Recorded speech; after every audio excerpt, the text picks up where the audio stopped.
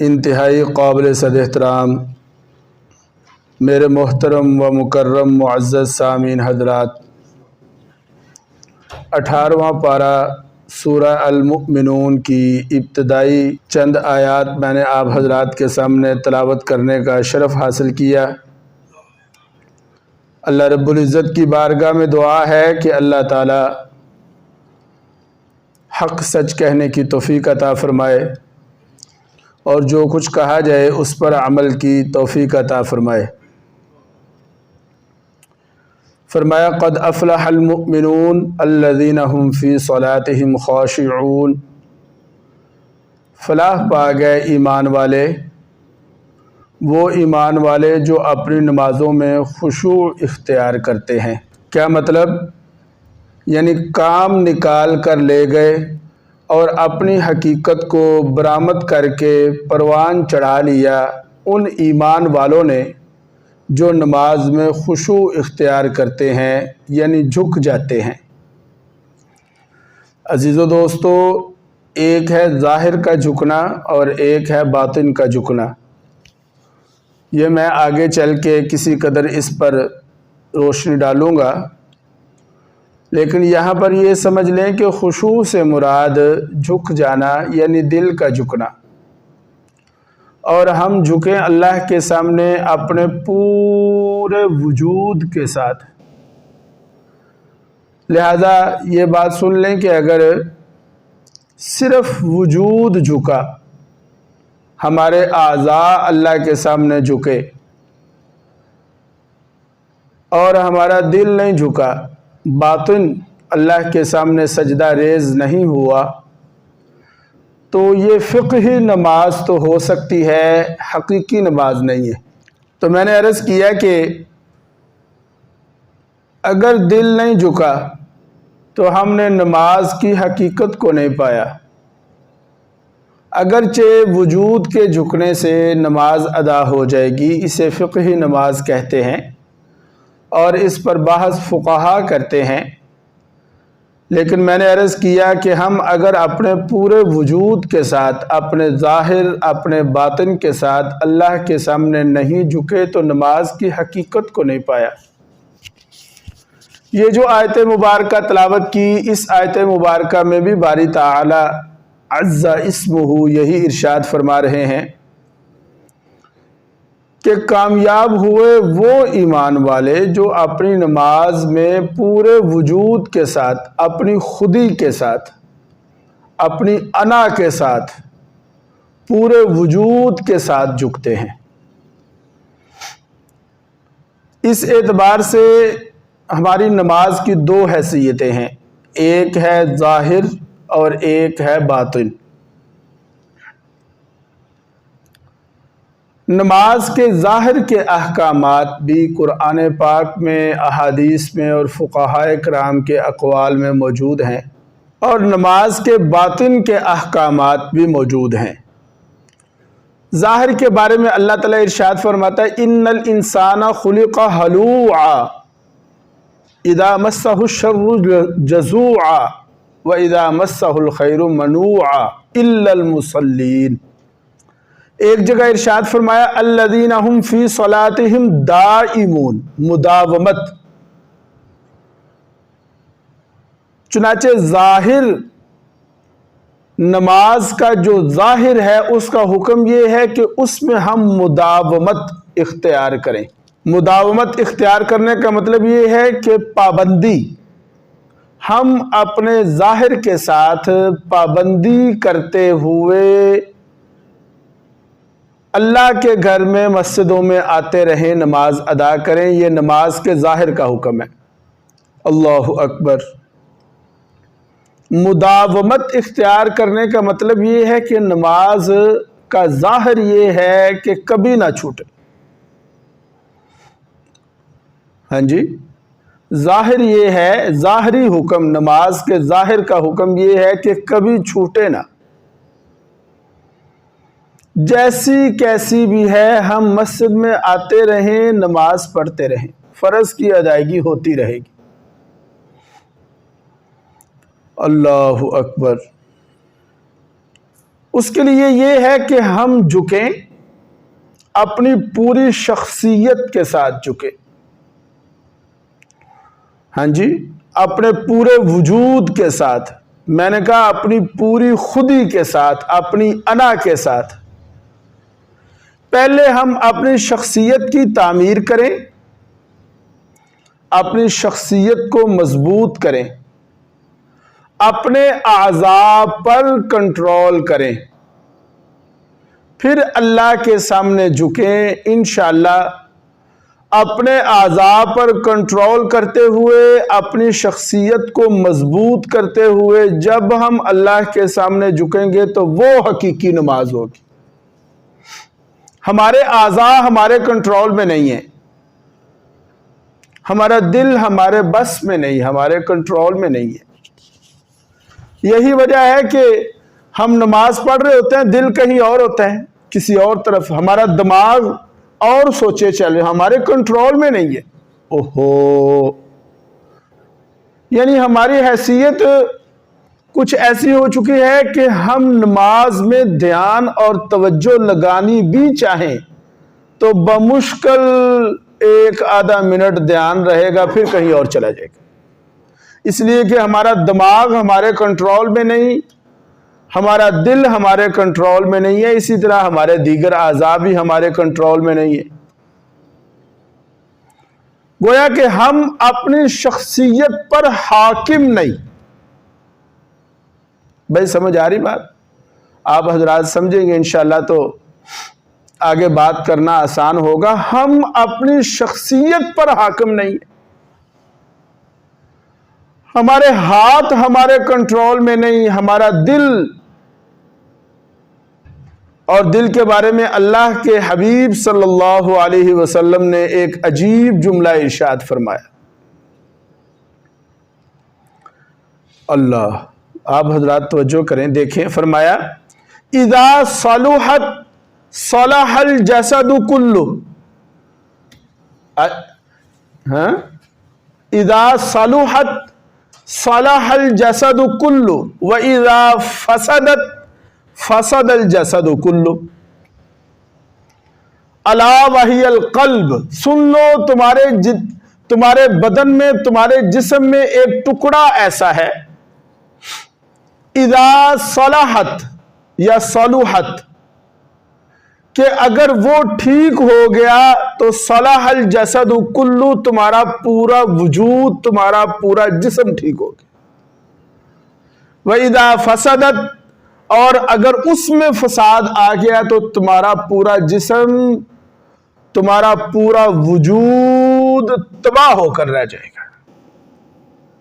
فرمایا الا وہی القلب، سن لو وہ دل ہے، دل۔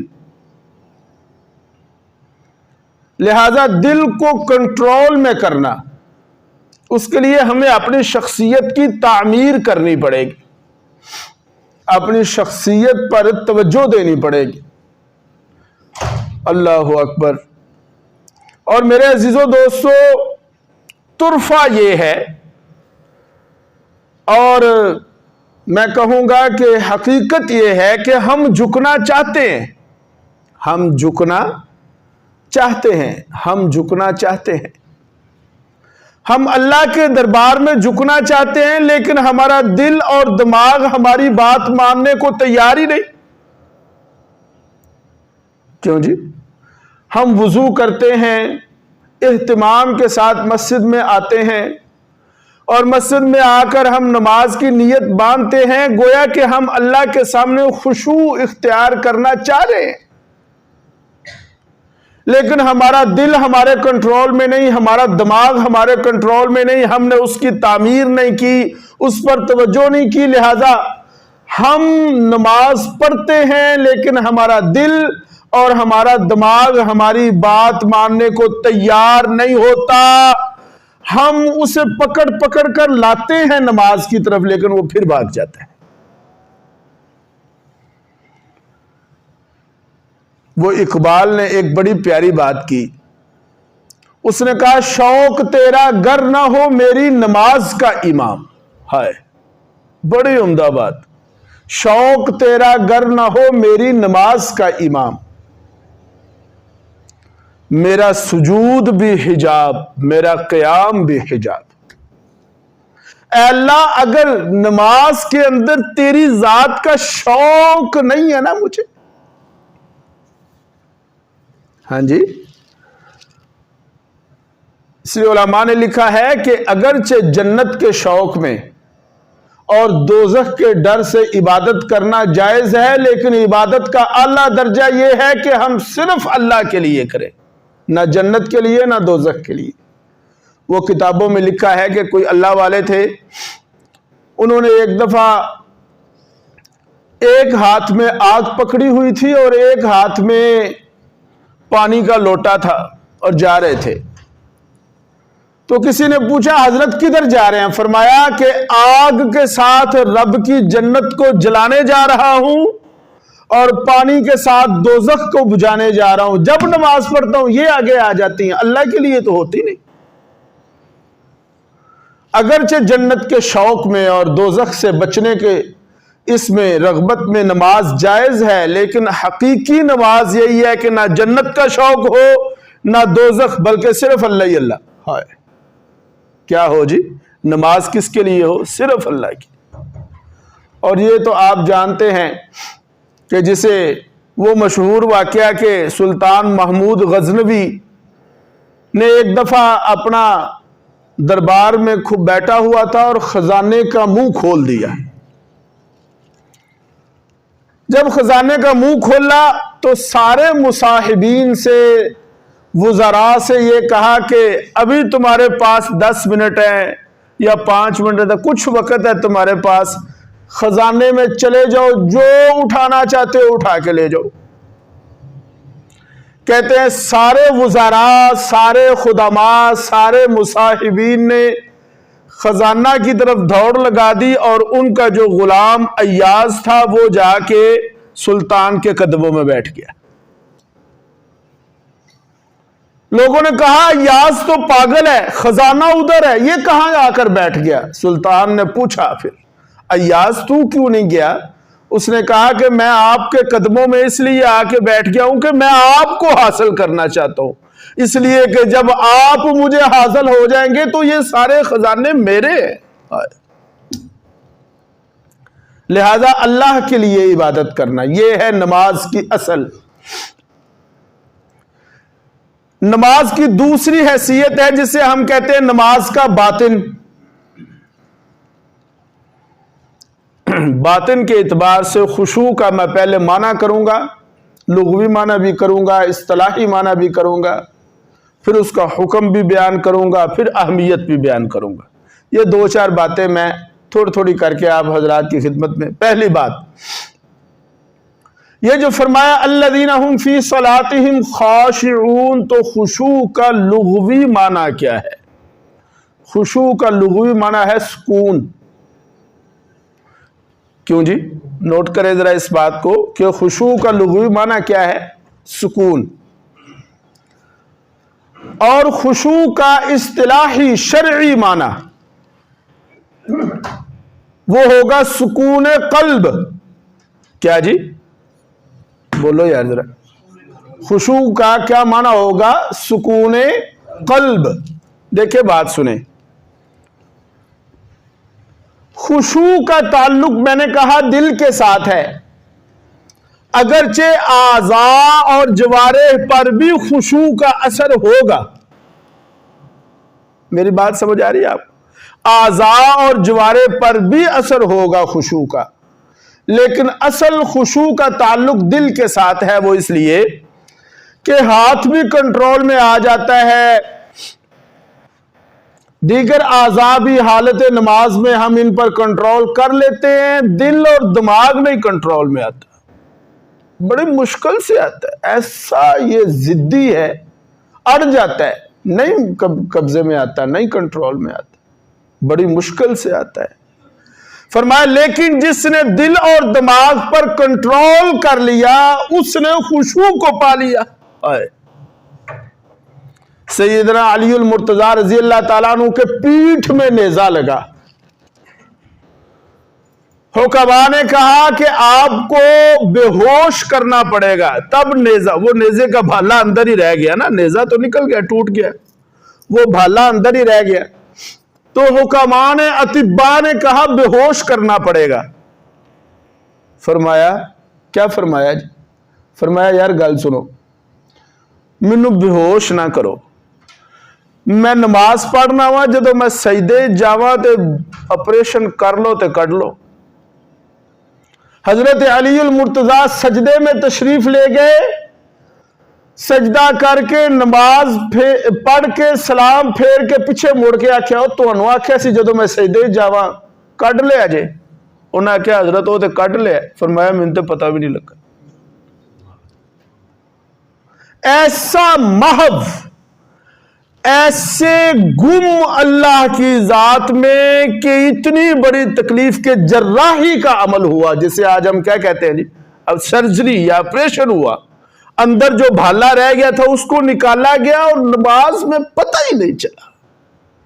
अल्लाह ताला मुझको और आपको भी वैसी कैफियत तो मिलना शायद मुश्किल है, वो तो उनकी शान थी, लेकिन ऐसी उसका कोई अशर अशीर ही अल्लाह पाक अता फरमाते। तो मैंने कहा कि खुशू का लुग़वी माना होता है सुकून कल्ब। अब आप हजरात जरा समझ लें इस बात को कि सुकून कल्ब क्या चीज है। फुक़हा ने लिखा कि नमाज में गैरुल्लाह का ख्याल बिलक़स्द लाना, यह गोया कि खुशू के लिए ज़ाहिर कातिल है।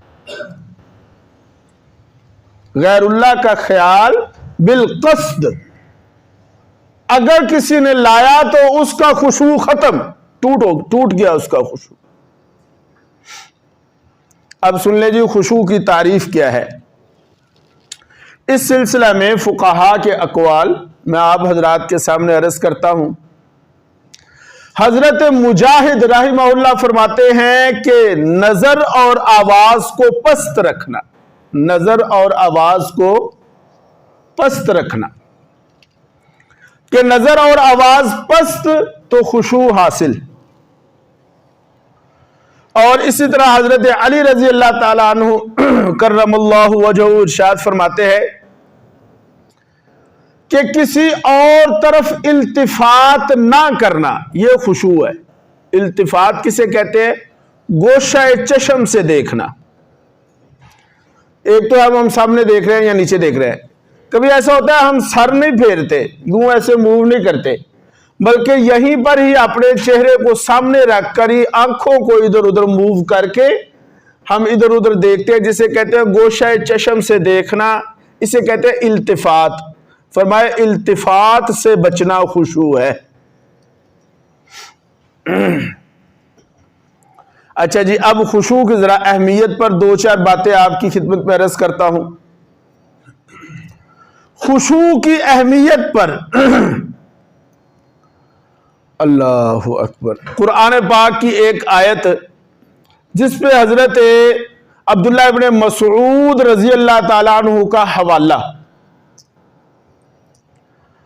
कुरान पाक में अल्लाह ताला इरशाद फरमाता है, अलम यअनि लिल्लज़ीना आमनू अन तख्शा कुलूबुहुम लिज़िक्रिल्लाह, क्या ईमान वालों पर अभी ऐसा वक्त नहीं आया कि वो अल्लाह का जिक्र करते वक्त तख्शा झुक जाए? क्या ईमान वालों पर ऐसा वक्त नहीं आया? अब्दुल्लाह इब्ने मसूद रज़ी अल्लाह ताला अन्हु फरमाते हैं, हमारे ईमान लाने के 4 साल बाद ये आयत नाजिल हुई है। कितों जी? 4 साल बाद ये आयत नाजिल हुई है। फरमाते हैं कि 4 साल हो गए हमें ईमान लाए हुए, और वो ईमान भी सहाबा का, हमारा नहीं। 4 साल गुजर गए, अब अल्लाह ताला ये शिकवा कर रहा है और कह रहा है कि ईमान वालों पर वो वक्त कब आएगा कि वो झुकेंगे। जरा आप इस आयत की और अब्दुल्लाह इब्ने मसूद रज़ी अल्लाह ताला अन्हु के कौल की शिद्दत का अंदाजा करें कि खुद फरमा रहे ये बिल्कुल उस दिन नहीं नाज़िल हुई जब हमने कलमा पढ़ा, بلکہ 4 سال لنگ گئے نے، حالے بھی وہ کیفیت نہیں پیدا ہوئی، اس لیے تے اللہ شکوہ کر رہے۔ بھائی عزیزو دوستو، پھر فرماتے ہیں پھر جب یہ آیت نازل ہوئی تو لوگوں نے اس آیت کو سنا تو رو رو کر گر گر پڑتے تھے، بے ہوش ہوتے تھے کہ اللہ ہم سے شکوہ کر رہے، اللہ ہمیں یہ کہہ رہے، اور 4 سال بیت چکے، صحابہ رو رہے ہیں، بے ہوش ہو رہے ہیں، گر رہے ہیں کہ 4 سال بیت چکے، ابھی تک وہ کیفیت ہی نہیں پیدا ہوئی کہ اللہ تعالیٰ کو شکوہ کرنا پڑ گیا۔ ہائے ہائے۔ تو بھائی عزیزو دوستو، میرے اور آپ کے ایمان کی اور میری اور آپ کی نمازوں کی کیا حالت ہے، یہ میں اور آپ ہی، یہ اوپر والا بٹن کھولیں ہم اور اندر دیکھیں کہ ہماری نمازوں کی کیا کیفیت ہے۔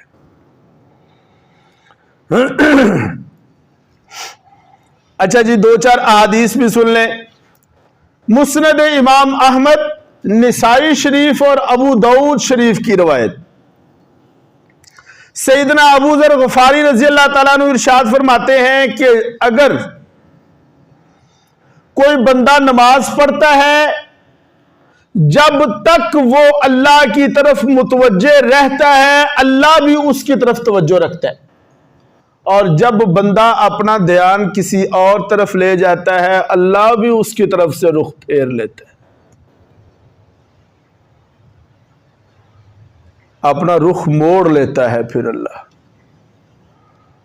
اچھا یار، اگے پیچھے تے ساڈے کول چنگا کم ہوندا کوئی نہیں، تے نماز دے وچ بھی جے رب ساڈے لو منہ موڑ لوے تے پھر اللہ ہی ہے۔ پھر کم از کم ہم تو کاروبار میں بیٹھے ہیں، دکان پر بیٹھے ہیں، بازار میں بیٹھے ہیں، جھوٹ کا بازار گرم ہے، وہاں پر تو پھر الامان الحفیظ، ہاں جی، پھر اسی نماز واسطے مسجد آ گئے ہیں، اتھے آ کے بھی جے رب دا دھیان ساڈے وال نہیں تے پھر کادے یا نمازاں تے کادے پھر سجدے۔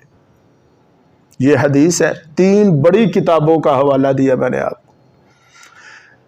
اسی طرح مسند حاکم، ترمذی شریف بسند ضعیف، حضرت ابو ہریرہ رضی اللہ تعالیٰ عنہ ارشاد فرماتے ہیں ایک بندہ مسجد میں آیا نماز کے لیے، اور وہ نماز میں اپنی داڑھی کے ساتھ کھیل رہا تھا، مونچھوں کے ساتھ کھیل رہا تھا، نماز پڑھ رہا ہے اور داڑھی کے ساتھ کھیل رہا ہے، مونچھوں میں وٹ دے رہے ہیں۔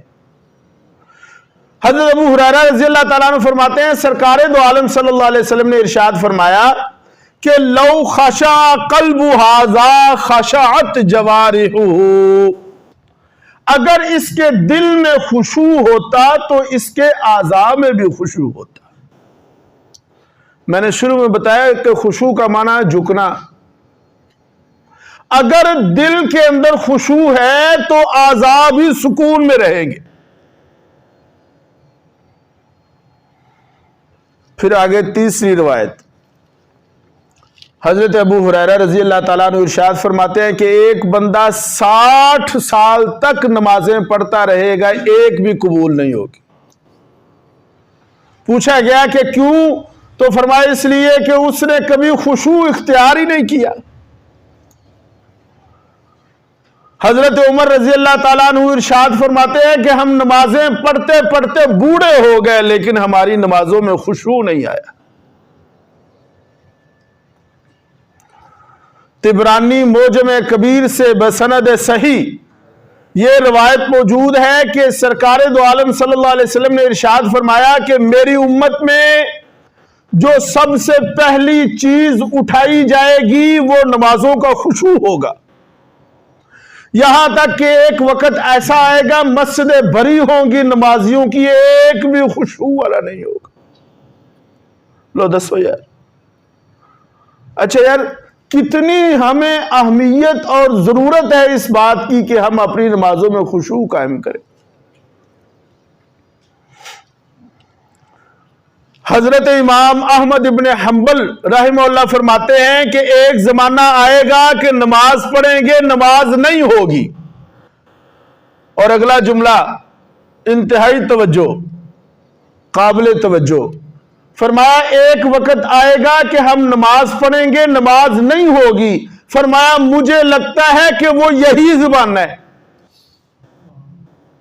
امام کہہ رہے، امام احمد ابن حنبل، اچھا یہ آج سے تقریباً 1000 بلکہ 1200 سال پہلے کی بات ہے۔ اس وقت امام کہتا ہے مجھے لگتا ہے کہ وہ یہی زمانہ ہے۔ ہاں آج ہمارا کیا حال ہے؟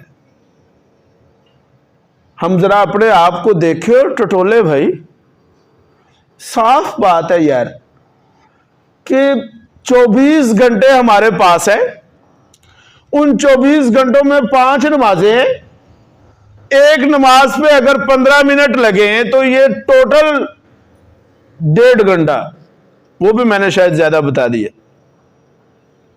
یعنی 15 منٹ اگر ایک نماز پر تو 24 گھنٹوں میں سے 1.5 گھنٹہ ہم نے اللہ کے لیے نکالنا، وہ بھی خالص نہیں۔ باقی 24 گھنٹے ہم سو رہے ہیں، ہم اپنے کاموں میں مشغول ہیں، اور 1.5 گھنٹہ ہم اللہ کو دے رہے ہیں اور وہ بھی خالص نہیں ہے۔ نہیں میرے عزیزو دوستو، ہمیں اپنی نمازوں پر فوکس کرنا پڑے گا، ان کو اپنے دل اور دماغ کو کنٹرول کرنا پڑے گا۔ میں نے کہا کہ ہم اللہ کے سامنے جھکنا چاہتے ہیں، ہم چاہتے ہیں کہ ہم رب کے سامنے جھکیں، لیکن ہمارا دل اور ہمارا دماغ ہماری بات ماننے کو تیار ہی نہیں ہے، سنتا ہی نہیں ساڈی۔ اسی تے چاہتے ہیں لیکن وہ نہیں، وہ کسی اور پاسے ٹر پہ۔ اللہ اکبر۔ اب سن لیں اس کا حکم، جو میں نے خشوع کہا نا، خشوع کا حکم کیا ہے۔ بیان القرآن میں حضرت تھانوی رحمہ اللہ نے ارشاد فرمایا کہ خشوع اگرچہ صحت نماز کے لیے فرض اور موقوف علیہ نہیں ہے، لیکن قبولیت نماز کے لیے فرض بھی ہے، موقوف علیہ بھی ہے۔ وہ گل سمجھائی کوئی نہ؟ کہ خشوع کے بغیر اگرچہ نماز تو ٹھیک ہو جائے گی، لیکن خشوع کے بغیر نماز قبول نہیں ہوئے گی۔ اس نے فرمایا کہ خشوع نماز کے صحیح ہونے کے لیے فرض نہیں، لیکن خشوع نماز کے قبول ہونے کے لیے فرض ہے۔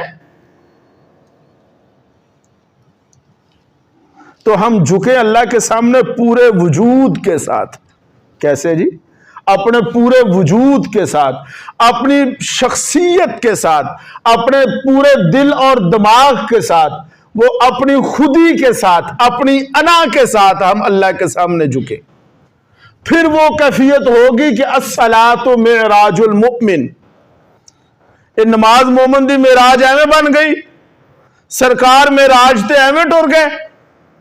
سرکار پتہ ہے معراج پر کب گئے؟ کیوں جی؟ سرکار معراج پر تب گئے جب طائف میں مارے کھا کر لوٹے تھے، اور طائف کا واقعہ یوم طائف سرکار دو عالم صلی اللہ علیہ وسلم کی تکالیف کا کلائمیکس تھا، کہ تکالیف اتنی میں بیان کر چکا ہوں پچھلے دنوں میں۔ یوم طائف آپ صلی اللہ علیہ وسلم بالکل اندر سے ٹوٹ پھوٹ گئے، یا اللہ مینوں کنا دے وس پا چھڑے۔ وہ آپ کے جو واپس آئے اور آپ کے جو دعائیہ جملے تھے کہ یا اللہ اگے تو لوگ مار دے سن، اے لوگ تے میری عزت نفس سے حملہ کر رہے ہیں، مینوں کنا دے وس پا چھڑے۔ تب اللہ نے اپنے حبیب صلی اللہ علیہ وسلم کی تسلی کے لیے پھر عرشوں کی سیریں کرائی ہے۔ اسی ایویں ٹر جائیں گے معراج تے؟ یہ جو فرمایا کہ نماز مومن کی معراج ہے، اے ستے پہ اٹھ کے انہیں آگے فٹافٹ کلی کیتی، وضو کیتا نہ، اور آ کے امام صاحب کے پیچھے کھڑے ہو گئے، نہ پتا کدوں سجدہ کیتا، کدوں امام صاحب نے سلام پھیری، کوئی پتہ نہیں۔ لہذا ہم جھکے پورے وجود کے ساتھ۔ مجھے جگر کا ایک شعر یاد آ رہا ہے، اور یہ حدیث بھی ہے، اس حدیث کا ہی تقریباً اس نے مفہوم بیان کیا۔ وہ کہتا ہے جان ہی دے دی جگر نے پائے یار میں. لو جی ادو اتنے کیڑی گل ہے کہ جان ہی دے دی جگر نے پائے یار میں, عمر بھر کی بے قراری کو قرار آ ہی گیا. ہاں کہ پائے یار میں, یہ جو اللہ کے قدموں پر ہمارا سر ہوتا ہے, ایسے معراج ایسی نہیں ہوتی بھائی. سرکار فرماتے ہیں الصلاۃ قرۃ عینی, توجہ, کہ نماز میری آنکھوں کی ٹھنڈک ہے. کبھی ہم نے ایسی نماز پڑھی کہ ہم یہ سمجھتے ہوں کہ میری اس نماز سے سرکار کی آنکھیں ٹھنڈی ہوئی ہوں گی. کیوں بھائی؟ میں آپ کی نہیں بات کرتا, میں اپنی بات کرتا ہوں. کیا کوئی ایسی نماز ہم نے کبھی اللہ رب العزت کے دربار میں ہم اپنے پورے وجود کے ساتھ حاضر ہوئے, سر جھکا لیا, سر جھک گیا, ٹھیک ہے نماز ہو جائے گی, لیکن اگر دل نہیں جھکا تو نماز کی حقیقت نہیں ملی. کیا کوئی ایسی نماز ہے ہماری؟ کبھی ہم نماز کی محبت میں بے چین ہوئے؟ کیوں بھائی؟ کبھی نماز کی محبت میں بھی ہم بے چین ہوئے؟ محبوب تو بڑے ہم نے بنا رکھے ہیں. کیا کبھی نماز کی وجہ سے ہماری راتوں کی نیندیں اڑی ہیں؟ کی گل ہے نیند نہیں پی رہی؟ کیوں نہیں پی رہی؟ پتر باہر ہے, وہ بچارا اتنے پریشان ہے, اس تو نہیں نیندر پی رہی. ایسے تو بہت ہے. کیوں نیند نہیں پڑ رہی؟ بیماری ہے, نیند نہیں پڑ رہی. کیوں نیند نہیں پڑ رہی؟